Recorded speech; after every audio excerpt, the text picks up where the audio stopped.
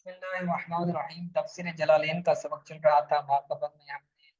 حضرت عیسیٰ علیہ الصلوۃ والسلام اور ان کے ماننے والوں کے بارے میں پڑھا تھا کہ ان کے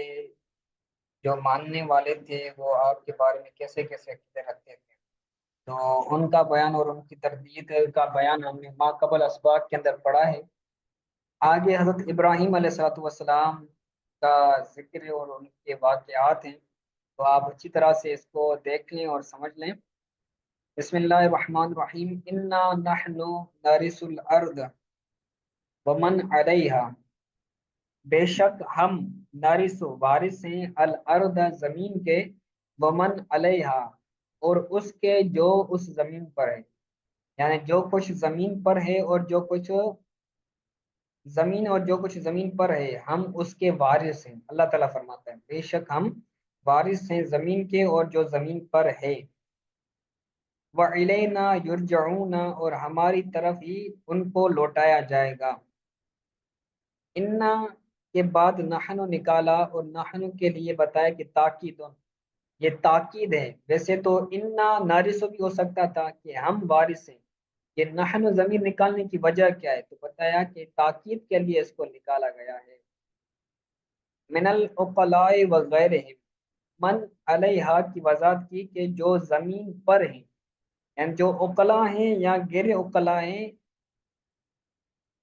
زمین پر موجود، تو ان کے بھی ہم وارث ہیں، ہم ان کے بھی کیا ہیں، وارث ہیں، مالک ہیں، بے اہلاکہم ان کو ہلاک کرنے کے۔ کہ بندہ جس چیز کا مالک ہوتا ہے اس کے اندر جس طرح تصرف کرنا چاہے وہ تصرف کر سکتا ہے، چاہے اس کو ہلاک کرے چاہے اس کو قائم رکھے دائم رکھے، وہ اپنی چیز کا مالک ہے۔ اللہ تعالیٰ تمام کائنات کا مالک و خالق ہے، تو وہ اپنی ملکیت کے اندر جس طرح تصرف کرنا چاہے کر سکتا ہے، کوئی بھی اس سے پوچھنے والا نہیں۔ اور فرمایا کہ لوگوں کو ہماری طرف ہی لوٹنا ہے، وَإِلَيْنَا يُرْجَعُونَ اور ان کو ہماری طرف ہی لوٹنا ہے، فِيهِ لِلْجَزَاءِ کیونکہ اس میں جزا ہے، یعنی جب وہ اللہ تعالیٰ کی طرف لوٹیں گے تو لوٹنے میں کیا ہے، جزا ہے، تو ان کو جزا دی جائے گی۔ اگر ثواب کرتا ہے تو اس کو، اچھے کام کرتا ہے تو ان کو ثواب دیا جائے گا، اور برے کام کرتا ہے تو ان کو سزا دی جائے گی۔ وَاذْكُرْ فِي الْكِتَابِ إِبْرَاهِيمَ اور اے محبوب آپ یاد کریں کتاب میں یعنی قرآن میں حضرت ابراہیم علیہ الصلوۃ والسلام کے ذکر کو، ان کے واقعات کو۔ انہو کان صدیقاً بے شک وہ کون، حضرت ابراہیم علیہ السلام، صدیقاً سچے تھے، نبیًا نبی تھے۔ وذکر کے بعد لہم نکال کر بتایا کہ اے محبوب تم یاد دلاؤ ان کو، کن کو، لہم سے مراد کفار بھی ہو سکتے ہیں اور لہم سے مراد صحابہ کرام بھی ہو سکتے ہیں، کہ اے محبوب آپ ان کو یاد دلائیں، یاد کرائیں،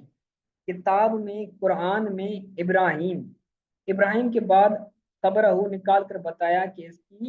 اس کا مضاف معذوف ہے، ابراہیم مضاف الیہ ہے، تو اصل میں تھا خبر ابراہیم، کہ اے محبوب آپ حضرت ابراہیم علیہ السلام کی خبر ان کو یاد دلائیں۔ اس کے بعد انہو کان صدیقاً نکال کر بتایا، صدیقاً یہ کان کی کیا ہے، خبر ہے، اور کان کے اندر ہو ضمیر ہے اور ہوا ضمیر اس کا اسم ہے، مبالغاً فی الصدق، صدیقاً کی معنی بتائی کہ صدیقاً کی کیا مطلب ہے، صدیق اس شخص کو کہتے ہیں جو صدق کے اندر مبالغ ہو، یعنی بہت زیادہ سچ بولنے والا ہو، اس کو صدیق کہا جاتا ہے۔ نبیًا یہ صدیقاً سے بدل ہے، یبدلو من خبری، کان کی جو خبر ہے، خبر کیا ہے، صدیق، تو صدیق سے یہ نبیًا بدل ہے۔ صحیح عبارت نکال کر یہ بتایا کہ نبیًا کا صدیقاً کے ساتھ کیا تعلق ہے۔ اس کے بعد فرمایا کہ اذ قال لابی ہے، جب حضرت ابراہیم نے اپنے چچا کو، ویسے تو ابن بولا جاتا ہے والد کے لیے، لیکن عربی کے اندر یہ دونوں کے لیے استعمال ہوتا ہے، چچا کے لیے بھی ہوتا ہے اور والد کے لیے بھی ہوتا ہے، تو یہاں پر ہم والد نہیں نکالیں گے بلکہ ہم چچا نکالیں گے، کہ انہوں نے اپنے چچا کو کہا، حضرت ابراہیم علیہ السلام کے والد کا نام تھا طارق، اور ان کے ایک چچا تھے جن کا نام تھا آزر۔ تو آزر جو تھے وہ حضرت ابراہیم علیہ السلام کے والد نہیں تھے بلکہ چچا تھے، ٹھیک ہے۔ اور ان کے جو والد تھے وہ حضرت طارق تھے، جو کہ مومن تھے، مسلمان تھے، موحد تھے، صحیح ہے۔ تو انہوں نے اپنے چچا کو کہا یا ابت، اے میرے چچا، کیونکہ کبھی کبھار چچا کو بھی ابو ابو، بابا بابا بولا جاتا ہے، ٹھیک ہے۔ ہمارے یہاں بھی، یہاں کئی افراد ایسے ہوتے ہیں جو اپنے تایا کو، اپنے چچا کو ابو ابو بولتے ہیں، تو اس لیے یہ ابن چچا کے لیے بھی استعمال ہوتا ہے۔ تو انہوں نے فرمایا اے میرے چچا، اے میرے ابو والد، یہ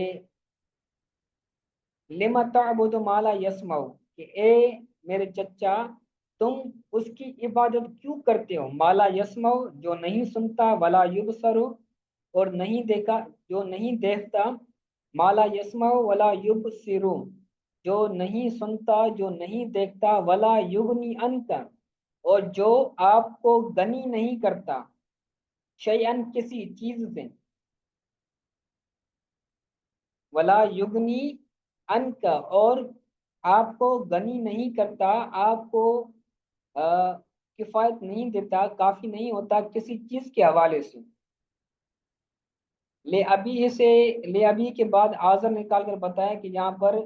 ان کے چچا کا نام حضرت حضرت بول رہے ہیں، حضرت نہیں بلکہ یہ آزر تھے جو کہ غیر مسلم تھے، اور ان کے والد حضرت طارق تھے، صحیح ہے۔ تو آزر نکال کر بتایا کہ ابھی سے مراد ان کے چچا ہیں۔ یا ابت کے بعد اتا نکال کر بتایا کہ یہ اصل میں تھا یا ابی، صحیح ہے، یا ابی تھا، پھر یا کو گرا کر اس کی عوض میں تا لے کر آئے، اتا عوض ان یا ان، عوض ان یا الاضافت، یا اضافت کے عوض یہ اتا نکال لائی گئی ہے۔ ولا یجمع بینہما، تو تا اور یا یہ دونوں ایک ساتھ جمع نہیں ہوتے۔ وکان یعبد الاصنام،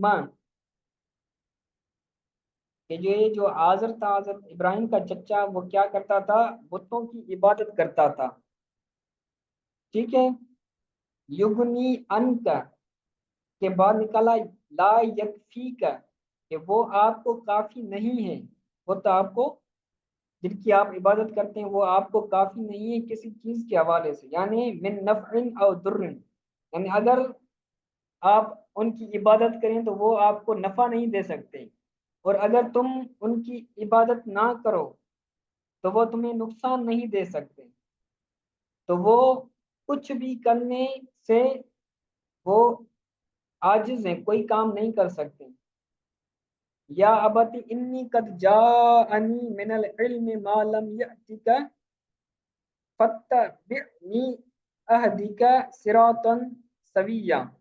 کہ اے میرے چچا، بے شک میرے پاس علم آیا ہے، قد جاءنی من العلم، میرے پاس علم آیا ہے، ایسا علم آیا ہے، ما لم یأتک، جو تیرے پاس نہیں آیا، جو میرے پاس علم ہے وہ تیرے پاس علم نہیں ہے، فتبعنی، تو میری اتباع کر، میری پیروی کر، اہدیکا، میں تمہیں ہدایت دوں گا سیدھے راستے کی، طریقاً سویہ، سیدھا راستہ، طریق سراطن کے بعد طریقاً نکال کر بتایا کہ سراطن کی معنی طریقاً یعنی راستہ ہے، مستقیماً سوین کی معنی بتائی کہ سوین کا مطلب ہے سیدھا راستہ۔ یا ابت لا تعبد الشیطان، اے میرے چچا، شیطان کی عبادت نہ کر، ان الشیطان کان للرحمن عصیا، بے شک شیطان رحمان کا نافرمان ہے، ٹھیک ہے۔ اے میرے چچا، تم شیطان کی عبادت نہ کر، بے شک شیطان رحمان کا نافرمان ہے۔ شیطان کے بعد بطاعتک ایاہ فی عبادت الاصنام نکال کر بتایا کہ شیطان کی عبادت کرنا کیسے ہے، کیونکہ شیطان جو ہے وہ انسان کو گمراہ کرنا چاہتا ہے، اس لیے وہ ان کو بتوں کی عبادت کرنے کا ان کے دلوں کے اندر وہم ڈالتا ہے شیطان۔ تو جب وہ بتوں کی عبادت کریں گے تو گویا کہ وہ شیطان کی اتباع کر رہے ہیں، شیطان کی اتباع کرنے کے ساتھ گویا کہ شیطان کی ہی عبادت کر رہے ہیں۔ اگر ہم اللہ تعالیٰ کی اطاعت کریں تو ہم اللہ تعالیٰ کی عبادت کرنے والے ہو جائیں گے، ٹھیک ہے۔ تو جب کوئی بندہ شیطان کی شیطان کی اطاعت کرتا ہے تو گویا کہ وہ شیطان کی عبادت کرتا ہے۔ بطاعت کا اس کی عبادت، اس کی اطاعت، تمہارا اس کی اطاعت کرنے کے سبب فی فی عبادت الاسنام، بتوں کی عبادت کرنے میں، کہ جب شیطان نے تمہیں بتوں کی عبادت کرنے کا وہم ڈالا تو تم نے اس کی اتباع کرتے ہوئے، اس کی اطاعت کرتے ہوئے بتوں کی عبادت کرنا شروع کر دی۔ اسین کے بعد کثیر اسیان نکال کر بتایا کہ اسین کی معنی ایک تو ہوتا ہے نافرمان، اور یہاں پر مراد کثیر الاسیان یعنی زیادہ گناہ کرنے والا۔